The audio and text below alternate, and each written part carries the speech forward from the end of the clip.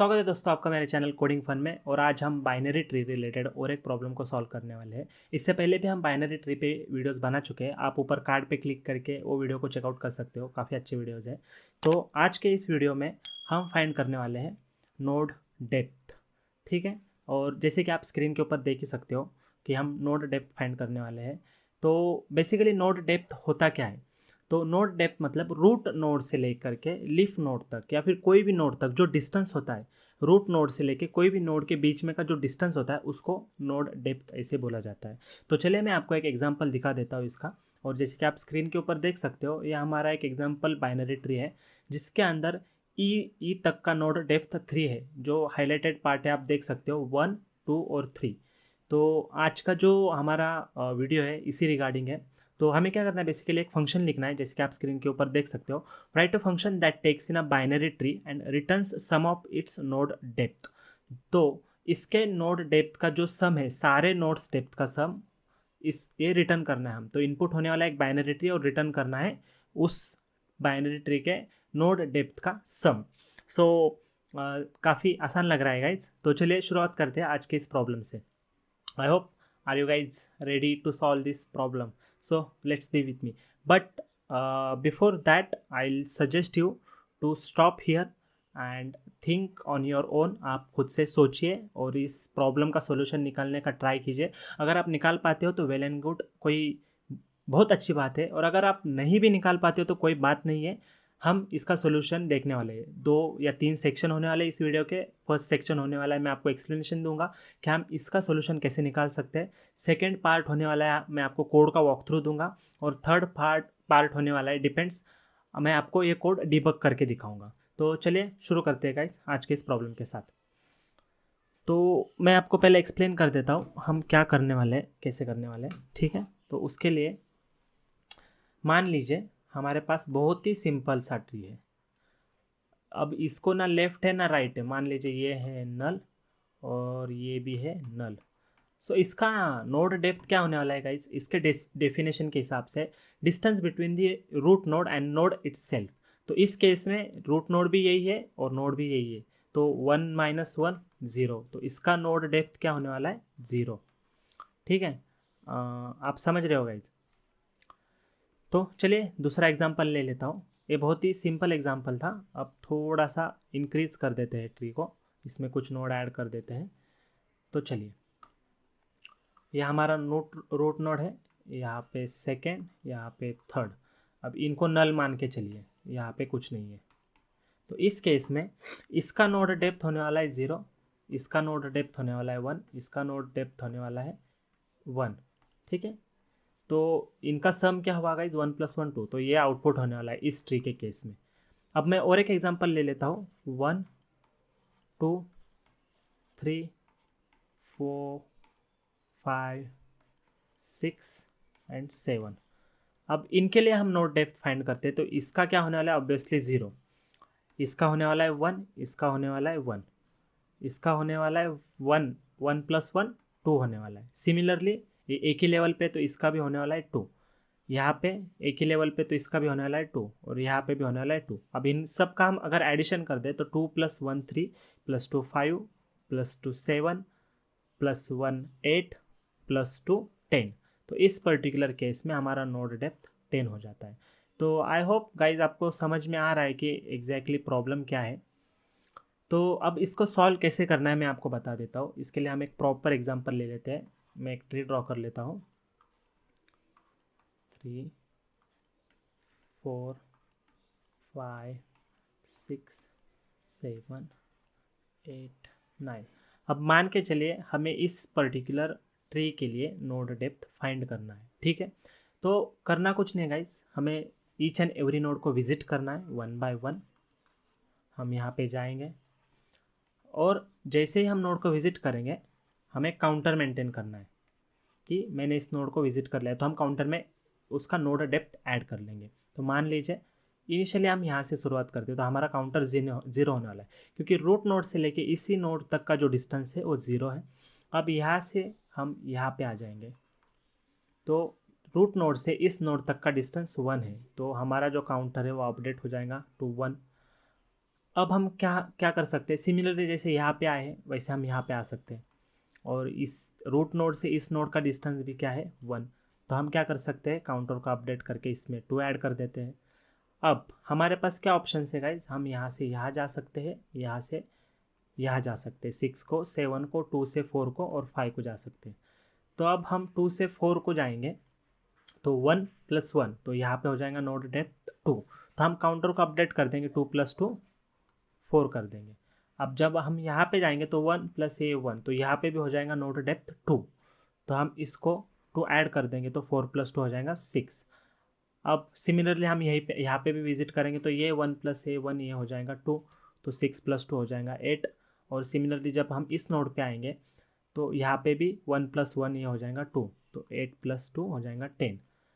अब ये node visit हो चुके हैं, तो नेक्स्ट नोड हमारे कौन से बचे 8। तो यहाँ पे क्या होने वाला है गाइज, यहाँ पे आने वाला है 3, क्योंकि इसका नोड डेप्थ है 3, तो सिमिलरली इसका भी नोड डेप्थ होने वाला है 3। तो 10 + 3 13 और 13 + 3 16। तो इस पर्टिकुलर एग्जांपल में हमारा जो फाइनल नोड डेप्थ होने वाला है वो होने वाला है 16। तो आई होप आपको समझ में आए, काफ़ी सिंपल है गाइज, इसमें कॉम्प्लिकेटेड कुछ नहीं है। मैं आपको बता देता हूँ कि हम इसका आप प्रोग्राम कैसे लिखेंगे, लेकिन वहाँ पे जाने से पहले मैं आपको एक बात बताना चाहूँगा किसी भी ट्री के रिलेटेड। अगर ऐसा कोई ट्री हमें मिलता है तो इसको ट्रैवर्स करने के 2 वेज होते हैं गाइज, यहाँ पे 5 और यहाँ पे 6। तो इस ट्री को 2 वेज से ट्रैवर्स किया जा सकता है। फर्स्ट वे है BFS, bread first search, and second way है DFS। तो BFS में क्या होता है, हम पहले उसका नोड ट्रैवर्स करते हैं लेवल बाय लेवल। पहले मैं 2 और 3 को एक्सप्लोर करूँगा, पहले मतलब 1 को एक्सप्लोर करेंगे, फिर 2 और 3 को एक्सप्लोर करेंगे, फिर 4 5 6 और 7 को एक्सप्लोर करेंगे। तो ये होगा ब्रेड्थ, तो हम ब्रेड्थ के हिसाब से जाते हैं। और ये टेक्निक कब यूज़फुल होती है, जब आपको कोई नोड फाइंड करना है या फिर कोई क्लोजेस्ट नोड फाइंड आउट करना है। लेकिन जैसे कि आप प्रॉब्लम स्टेटमेंट हमारा अभी का देख सकते हो, हमें क्या करना है, हमें उसका नोड डेप्थ फाइंड आउट करना है, मतलब हमें ट्री के डेप्थ तक जाना है। यहाँ से स्टार्ट करके यहाँ तक जाएंगे, मतलब इसको विजिट करेंगे, फिर यहाँ पे आएंगे, फिर इसको विजिट करके रिटर्न बैक यहाँ पे आएंगे, तो फिर से यहाँ जाएंगे, यहाँ से यहाँ, फिर यहाँ से यहाँ। तो हम बेसिकली डेप्थ फाइंड आउट करते हैं। तो इसके लिए अप्रोप्रिएट जो ट्रैवर्सिंग मैकेनिज्म होने वाला है वो BFS होने वाला है, तो हम सॉरी वो होने वाला है DFS, तो हम जाएंगे DFS के साथ। ठीक है, तो चलिए इस प्रॉब्लम का मैं आपको कोड वॉक थ्रू दे देता हूँ कि हम इसको सिंपलेस्ट वे में कैसे कर सकते हैं। तो मैं आपको यहाँ पे और एक बार सजेस्ट करना चाहूँगा कि आप ये वीडियो यहाँ पे पॉज कर सकते हो और सॉल्यूशन खुद से निकालने का ट्राई कर सकते हो। अगर नहीं आता है तो कोई दिक्कत नहीं है, क्योंकि मैं आपको कोड का वॉक थ्रू देने ही वाला हूँ। ठीक है, तो आई होप गाइज आपने वीडियो पॉज किया होगा और आपने कुछ सोल्यूशन निकाला होगा। जिन जिन लोगों ने सोल्यूशन निकाला है कमेंट में एक थम्स अप दे देना, मैं उनको कॉन्ग्रेचुलेशंस करूँगा। और जिन किसी को भी पॉसिबल नहीं हुआ है कोई दिक्कत नहीं है गाइज, क्योंकि अब मैं आपको दिखाने वाला हूँ। तो जैसे कि आप स्क्रीन के ऊपर देख सकते हो, मैंने कोड का एक बेसिक सेटअप करके रखा हुआ है। ये हमारा नोड क्लास प्रेजेंट है, ये हमारा फंक्शन यहाँ पे प्रेजेंट है। अब हम बस यहाँ पे कोड लिखने वाले हैं। ठीक है, तो इस पर्टिकुलर प्रॉब्लम के लिए मैं रिकर्शन यूज़ करने वाला हूँ, क्योंकि हम ईच एंड एवरी नोड को सेम फंक्शन को बार बार भेजेंगे, और अगर वहाँ पे उस नोड का वैल्यू नल नहीं है तो हम बस डेप्थ काउंट इंक्रीज करने वाले हैं। सिंपल सा क्वेश्चन है गाइस, इसमें कुछ डिफ़िकल्ट सच नहीं है। तो चलिए पहला चेक लगा देते हैं कि अगर नोड ही प्रेजेंट नहीं है, नेगेशन यूज़ करेंगे, तो हमें क्या करना है, रिटर्न 0 करना है।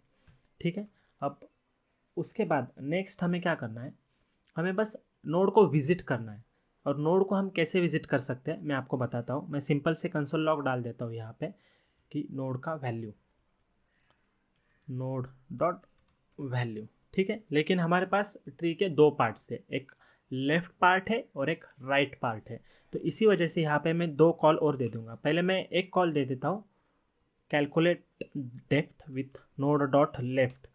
तो इससे क्या होगा गाइज, जब तक लेफ्ट के सारे ट्रिक ख़त्म नहीं हो जाते हम रिकर्सिवली सेम फंक्शन को कॉल करते रहेंगे। और आप इसका जब टर्मिनल में आउटपुट देखोगे, मैं आपको दिखाता हूँ यहाँ पे, तो हमें नोड के सारे लेफ्ट वैल्यू दिखने वाले हैं।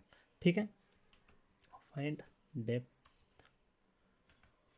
ओके लेट मी सी कि नाम क्या है। ओके नोड डेप्थ नाम है, नोड डेप्थ, इसके अंदर इंडेक्स डॉट जेएस का हमारा फाइल है। तो आप देख सकते हो 1 2 4 8, और जैसे कि यहाँ पे अगर हम इस ट्री को ड्रॉ कर ले, मैं आपको बताता हूँ फिर एक बार ट्री ड्रॉ करके कि क्या हो रहा है जब हम लेफ़्ट प्रिंट करते हैं, बस सेम फंक्शन को कॉल करते हैं। तो 1 2 3 4 5 6 7 8, अगर आप देखोगे तो मैंने क्या किया है गाइस, रिकर्सिवली कॉल किया है सेम फंक्शन को नोड डॉट लेफ्ट के साथ। तो पहले तो रूट पास हो रहा है तो 1 प्रिंट हो गया, उसके बाद लेफ़्ट पास किया, मतलब मैंने ये नोड पास किया तो यहाँ पे कंसोल लॉग 2 हो गया। उसके बाद मैंने इसका लेफ़्ट पास किया या तो फिर कंसोल लॉग 4 हो गया, और फिर इसका भी मैंने लेफ़्ट पास किया सेम फंक्शन को तो फिर कंसोल लॉग 8 हो गया। इसीलिए कंसोल में अगर आप देखोगे तो 1 2 4 8 आउटपुट हमें दिखाई दे रहा है, जैसे कि आप यहाँ पे देख सकते हो 1 2 4 8। ठीक है, सिमिलरली हम क्या कर सकते हैं,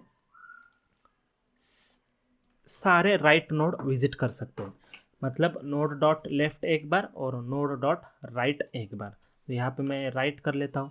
तो अब इसके वजह से क्या होने वाला है, अगर आप कंसोल में देखोगे यहाँ पे तो 1 2 4 8 सारे लेफ्ट नोड फर्स्ट प्रिंट हो गए, और जितने भी राइट साइड के नोड थे लास्ट में प्रिंट हो गए, जो थे 9 5 3 6 एंड 7।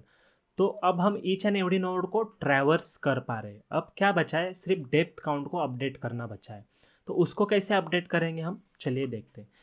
तो डेप्थ काउंट प्लस इक्वल, हमें क्या करना है, जब भी मैं कैलकुलेट लेफ्ट बोल रहा हूँ उसको मैं ऐड कर दूंगा, ठीक है।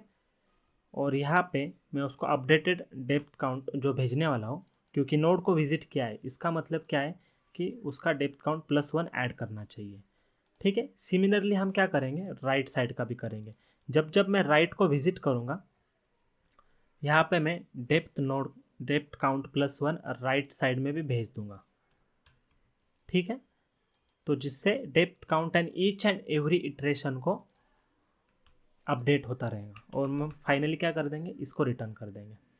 आप समझ रहे हो गाइस, क्योंकि इनिशियली डेप्थ काउंट 0 है तो जो मेन रूट नोड है वो कैलकुलेट नहीं होगा, क्योंकि उसका उसी के साथ जो डिस्टेंस मेजर होगा वो 0 होने वाला है।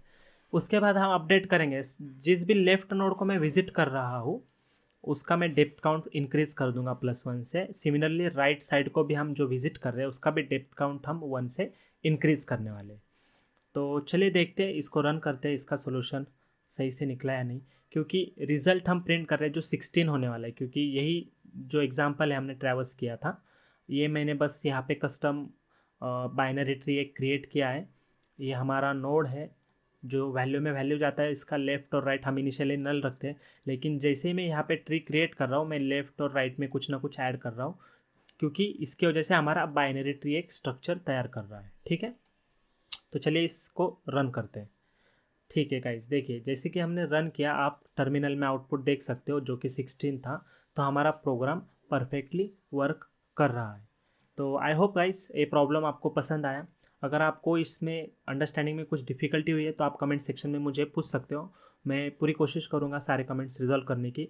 और आपको अगर ये वीडियो अच्छा लगा है तो प्लीज़ चैनल को सब्सक्राइब करना ना भूलिए, इस वीडियो को लाइक कीजिए, शेयर कीजिए। आशा करता हूँ ये वीडियो आपको काफ़ी पसंद आया और आपका दिन शुभ रहे। Thanks for watching, bye bye.